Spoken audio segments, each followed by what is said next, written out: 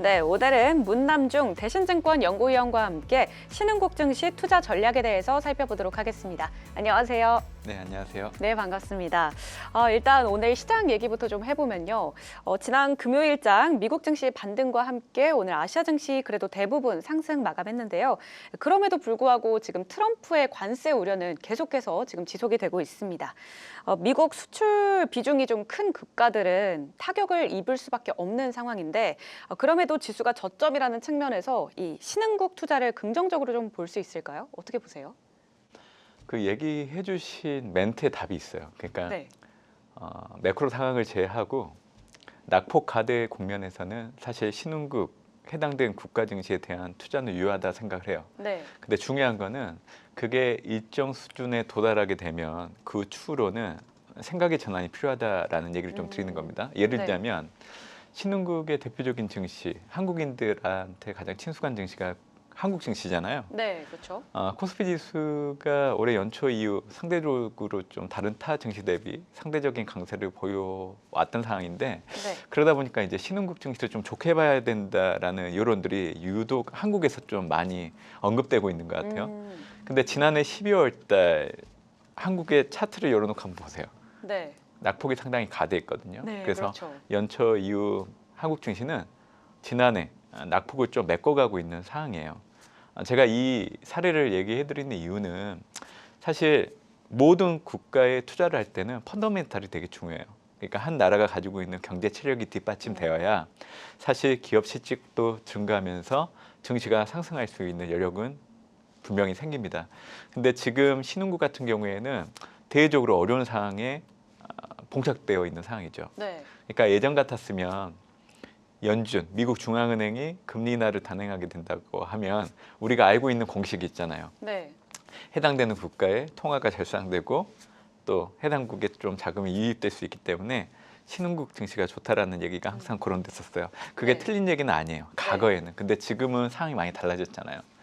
트럼프가 관세 부과를 올해 예고보다 빨리 하고 있는 상황이기 때문에 특히 신흥국 내에서도 신흥아시아, 특히 동아시아 쪽에 해당되는 국가들은 대미 수출 비중이 높다 보니까 트럼프발 관세 부과가 이루어진다라고 하면 사실 그게 경제 심리가 이축될 수밖에 없는 요인이거든요. 그래서 제가 이제 말씀해 주셨던 그 질문의 결론을 좀 맺고자 하는 거는 낙폭이 가다할 때는 기술적으로 좀 들어가는 건 유효한 전략이라고 생각을 하고 있지만 그 구간에서 벗어나기 시작을 할 때는 네. 해당되는 국가의 펀더멘탈에 집중을 해야 된다. 음. 근데 올해 같은 경우에는 트럼프의 관세 부과로 인해서 전년과 비교했을 때 수출 둔화는 불가피하다라고 생각을 해요. 네. 그리고 이제 관세 부과에 따른 물가 상승 압력도 커질 수밖에 없고 해당되는 국가에 들어오는 자금들이 좀 줄어들 수 있는 부분들, 그리고 경상수지가 악화될 여지가 있다는 부분들, 그리고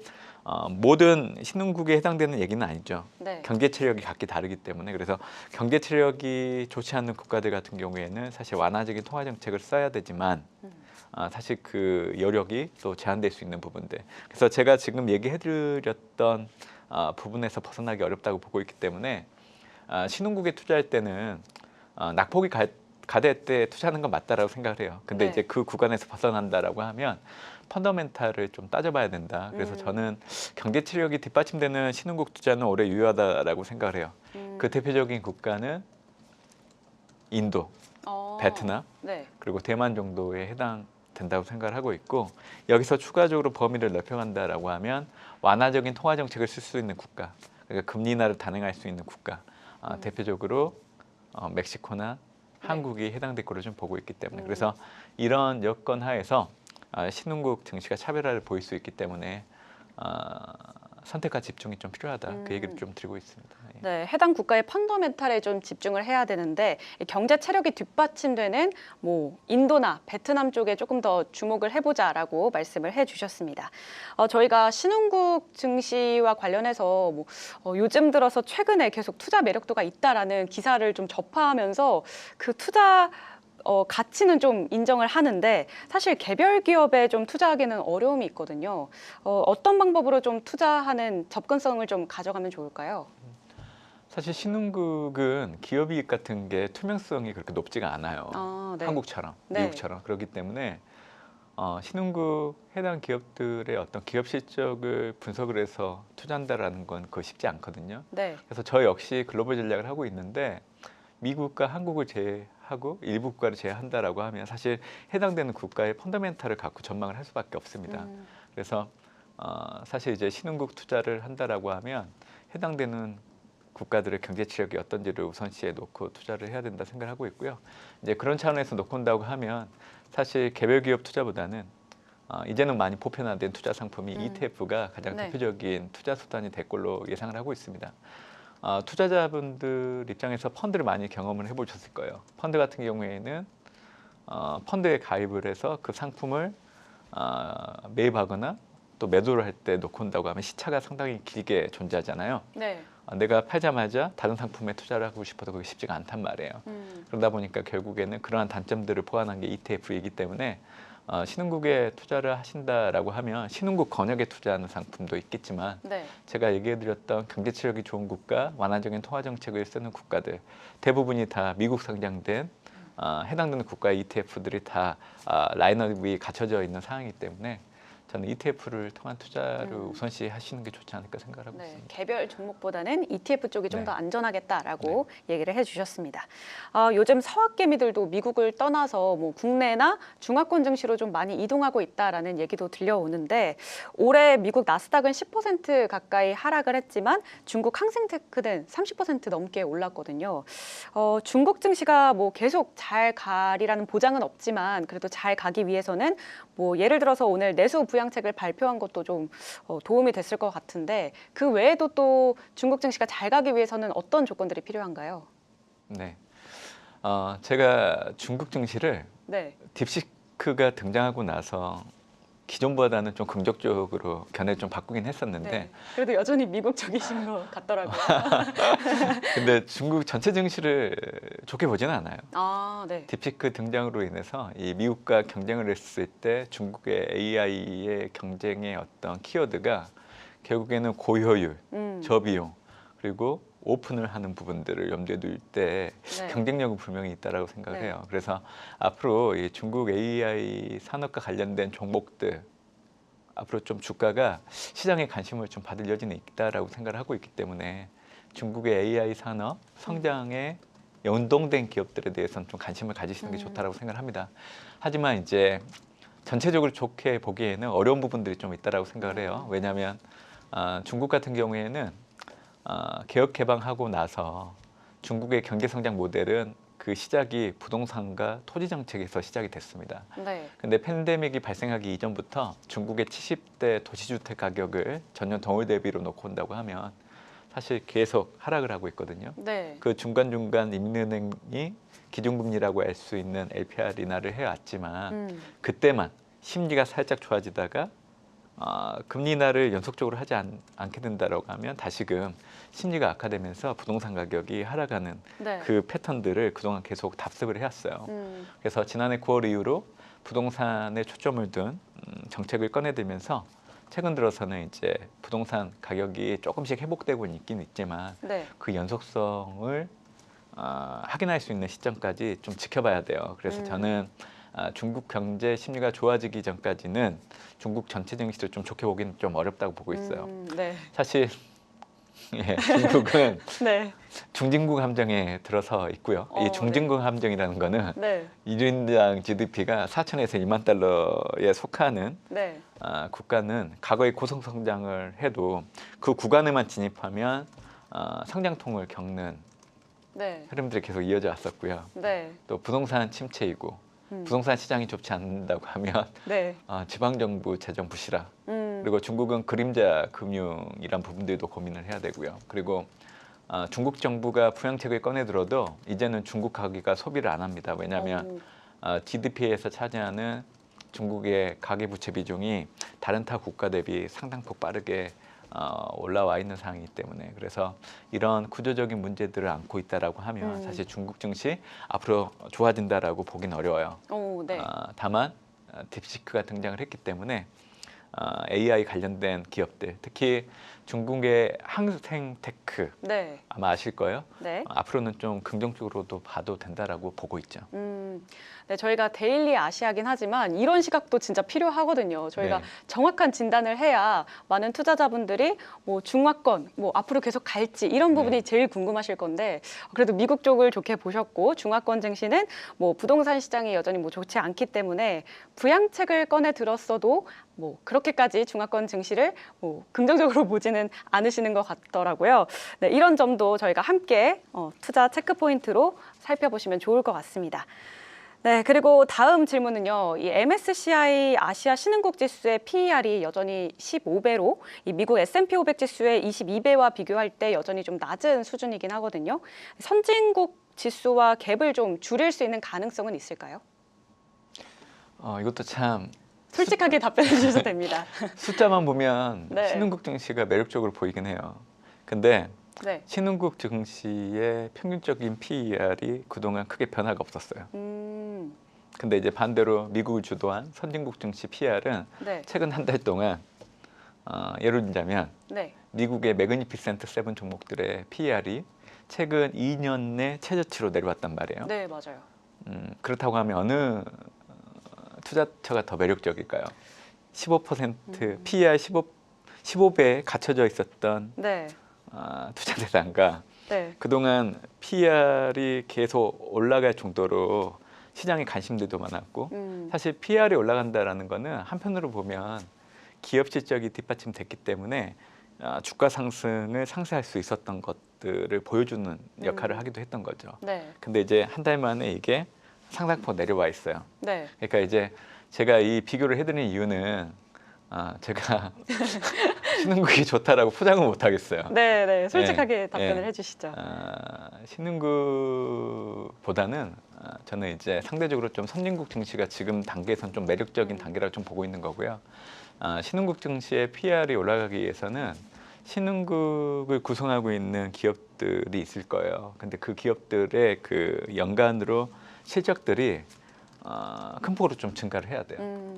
그래야 주가가 올라가면서 PER도 고포라는 얘기가 나올 정도로. 네. 근데 이제 지금 신흥국의 기업들의 실적들은 그렇게 좋지가 않은 상황이에요. 그래서 이제 신흥국에 투자할 때는 낙폭이 가다할 때 네. 기술적으로 접근하는 게 저는 중요하다 생각을 하고 있고 또 한편으로는 트럼프 관세부고가 잠재적인 리스크로 상존하기보다는 지금 예고보다 빨리 표면화되고 실행되고 있잖아요. 네. 그러니까 제가 보기에는 트럼프의 관세부과라는 거는 지금 3월 전후에 금융시장 혼란을 통해서 상당 부분 선반영됐다라고 생각을 해요. 네. 그렇기 때문에 앞으로 트럼프가 관세부과를 한다고 하더라도 선진국이든 신흥국이든 금융시장에 대한 맷집들이 커져가고 있는 과정이라고 보고 있기 때문에 사실 선진국이 먼저 움직이게 되면 신흥국도 따라서 움직일 여력이 있어요. 네. 그러니까 오늘 장도 놓고 온다고 하면 사실 이번 주 장세는 올라가는 장이에요. 오. 그 발판은 지난주 금요일 날 미국 장이 좋았죠. 반등의 기폭제가 된 게 시작점이었고 네. 신흥국 증시와 관련해서 얘기해드리면 사실 오늘 중국의 2월 실물 지표 결과가 있었고 그리고 이제 제가 더 중요하게 보는 거는 20일 날 중국의 기준금리라고 할 수 있는 LPR 네. 이게 만약 인하된다라고 하면 중국 정부 입장에서는 사실 양해를 통해서 앞으로 중국의 구조적인 문제 해결을 위해서 적극적인 재정과 통화 정책을 쓰겠다는 의지는 분명히 보여줬어요. 네. 근데 이에 대한 실행 계획들이 계속 딜레이 된다라고 하면 시장은 실망감으로 바뀔 수밖에 없거든요. 근데 그 실망감으로 바뀌지 않기 위한 거를 확인하기 위해서는 이번 주에 만약에 인민은행이 LPR을 인하를 해준다라고 하면 네. 그거를 보여주는 저는 그 기준점이 충분히 될 수 있다라고 봐요. 그래서 이번 주는 사실 중국 쪽의 이벤트들 제가 말씀드렸던 두 가지가 사실 신흥국 증시가 투자 심리가 개선되는데 긍정적으로 작용할 수 있는 요인이 될 여지는 있다라고 좀 보고 있어요. 네. 이번 주 LPR을 좀 잘 확인을 해봐야 될 것 그게 같습니다. 중요하다고 저는 생각을 해요. 네. 그러면 신흥국보다는 그래도 상대적으로 선진국 증시의 매력도가 좀 더 높다라고 결론을 지을 수 있을 것 같습니다. 자, 이번에는 채권 시장으로 좀 넘어가 볼게요. 지난달 외국인 투자자들의 자금이 신흥국 채권으로 좀 대규모 유입됐다라는 분석도 나오고 있는데 이 부분에 대해서는 또 어떻게 보시나요? 위험자산 선호 심리가 줄어드는 국면에선 당연히 채권 시장으로 자금이 유입될 수밖에 없어요. 네. 지난주를 기점으로 주식형 자금 동향을 놓고 온다고 하면 북미 쪽 자금이 4주 만에 유출로 전환이 됐고 그럼에도 불구하고 신흥국 자금에 큰 변화는 없었어요. 하지만 이제 전반적으로 투자 심리가 워낙 위축되어 있던 상황이다 보니까 채권 쪽에 자금 유입이 나타났었는데 저는 네. 이거를 두고 연속적인 흐름으로 갈 거라고 생각하진 않아요. 아, 네. 네, 일시적이라 생각을 하고 있기 때문에 네. 자금 유출입 이게 주간 단위로 발표되거든요. 그러니까 참고를 하시는 건 좋은데 네. 되도록이면 3개월 정도 되는 자금 음. 동향을 놓고 추이를 판단하는 게 더 중요하다라고 생각을 해요. 네. 네, 그렇습니다. 네, 그리고 이제 마지막으로 달러 전망은 또 어떻게 보시는지 궁금하거든요. 사실 트럼프의 관세부가 저희를 알아두셔야 돼요. 예고보다 관세부가를 빨리 하는 걸 보면 네. 저는 눈에 보이지 않는 염두에 두는 저희가 분명히 있다라고 생각해요. 저는 그게 뭐냐면 결국 트럼프 행정부는 감세, 재정 지출 확대를 통한 경기 부양에 초점을 두는 대표적인 행정부입니다. 그렇기 때문에 결국 대규모 재정 지출을 하기 위해서는 국채 발행을 많이 할 수밖에 없어요. 국채 발행을 많이 하려고 하면 저금리 통화를 유도할 수밖에 없고요. 또 재정 적자를 줄이는 착시 효과를 유도하기 위해서는 달러 약세를 유도할 수밖에 없습니다. 그래서 트럼프가 취임하고 나서 이렇게 예고보다 빨리 관세 부과를 하는 거 보면 표면적으로 드러나는 관세 부과가 중요한 건 아닌 것 같고요. 지금 미국 경기 순환을 놓고 온다고 하면 올해 2월 기준으로 NBER 전미경제연구소 네. 경기순환 판정위원회 데이터를 보셔야 돼요. 미국의 경기 순환에 대해서 공식적으로 얘기할 수 있는 기관은 NBER 전미경제연구소 말고는 없습니다. 올해 2월 기준으로 미국 경기 확장이 58개월째 진행되고 있는데 사실 팬데믹 이후에 미국의 경기 확장이 시작됐던 시점이 2020년 5월이에요. 그래서 2020년 5월 이후 올해 2월까지 58개월째 진행되고 있는 걸 놓고 온다고 하면 사실 아직도 10개월로 놓고 온다고 하면 기간은 많이 남아있지만 사실 지금은 좀 미국 경기가 확장 국면에 놓여 있지만 그 둔화될 수 있다라고 얘기할 수 있는 그 구간에 좀 접어드는 네. 시점이에요. 네. 그러다 보니까 트럼프 입장에선 지금 당장은 아니고 아마 내년, 내후년을 염두에 두고 좀 미국 경기 둔화를 염두에 두고 선제적으로 좀 국채 발행을 하기 위한 매크로 환경을 만들어 가려고 하는 저희들도 분명히 있다라고 생각을 해요. 그러니까 네. 트럼프가 집권했던 일기 때랑 지금 집권하고 있는 2025년의 투자 환경은 완전히 달라요. 트럼프 일기 행정부 때는 네. 그 이전 행정부가 이 길을 겪으면서 경기를 어느 정도 선상에 올려놓은 상황에서 트럼프가 이어받았기 때문에 사실 트럼프가 잘해가지고 경기가 좋았던 건 아니에요. 네. 근데 지금은 상황이 완전히 다르죠. 우리가 2020년 팬데믹도 겪고 그동안 써왔던 재정과 통화 정책이 어느 정도 일단락되는 구간이고 이제는 네. 좀 경기가 레이트 구간이 좀 접어들 구간에 있다 보니까 트럼프도 생각을 하고 있는 거예요. 그래서 저는 관세 부과라는 게 지금 당장은 되게 부정적으로 받아들일 여지는 있지만 아마 시간이 지나서 미국이 경기 침체 들어가는 그 전후를 놓고 본다고 하면 아마 네. 트럼프가 지금 하고 있는 일련의 행동에 대해서 긍정적으로 평가할 여지는 있다고 생각을 해요. 네. 오늘 정말 다른 시각을 많이 듣게 돼서 정말 유의미한 시간이었던 것 같습니다. 네, 투자자분들도 이렇게 정확하고 또 냉정한 판단이 굉장히 중요하기 때문에 오늘 아마 이 시간이 굉장히 좋은 시간이 됐을 것 같습니다. 오늘 말씀 감사합니다. 네, 감사합니다. 네, 오늘은 문남중 대신증권 연구위원과 함께 신흥국 증시 투자 전략에 대해서 살펴봤고요. 데일리 아시아에서는 이번 주에도 다양한 게스트분들을 모실 예정이니까요. 끝까지 저희 많은 시청 부탁드리겠습니다. 네, 저희는 내일 이 시간에 다시 돌아올게요. 시청해주신 여러분 고맙습니다.